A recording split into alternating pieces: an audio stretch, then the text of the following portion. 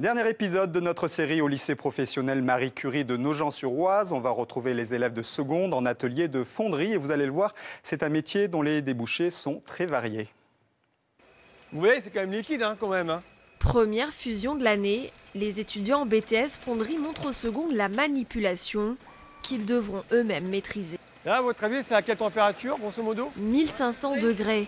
Chaque élève est très bien équipé en cas de projection. La manœuvre est délicate.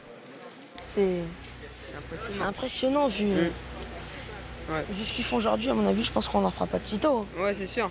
Donc là, on va faire attention parce que la lingotière est froide, donc il y a toujours des projections. Les secondes montrent un réel intérêt.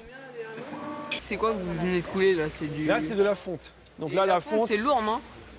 Et certains espèrent bien faire des études supérieures. Parce que ici, c'est un des seuls lycées de France à le faire, donc. J'envisage déjà. Donc, ouais, moi aussi. Avec le temps et si on écoute bien et qu'on travaille bien, on pourra faire la même. Chaque année, environ 20% des élèves en bac pro, toutes filières confondues, arrivent à intégrer un BTS. Les autres tentent de trouver du travail.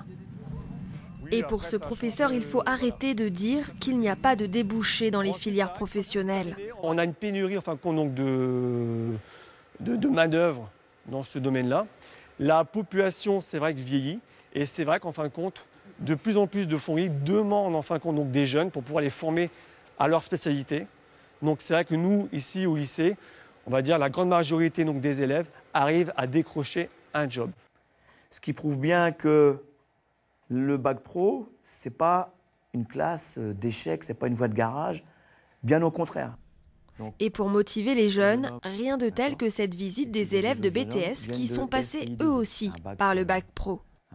Donc Thibaut, tu veux faire quoi après le BTS? Donc moi plus tard, je voudrais faire de la fonderie d'art pour travailler en bijouterie, en joaillerie. Donc la fonderie, c'est plus que c'était. Faut plus vous imaginer que vous allez trimer comme des fous.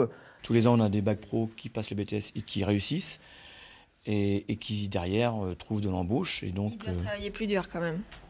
Ils doivent travailler plus dur. Je vais essayer de me donner les moyens d'y arriver. En travaillant les maths? Ah oui, je suis obligé. Si ici on apprend surtout la fonderie industrielle, il y a aussi la fonderie d'art. Lina Rouen a gagné le concours général de la profession. Cet objet, elle l'a coulé dans le bronze. Je pensais pas aller jusqu'à là en fait et réussir le concours. Ça t'inquiète un petit peu de trouver du travail? Non, pas vraiment parce que je pense qu'avec un bac pro, avec le concours et mon BTS, je pourrais trouver un bon travail.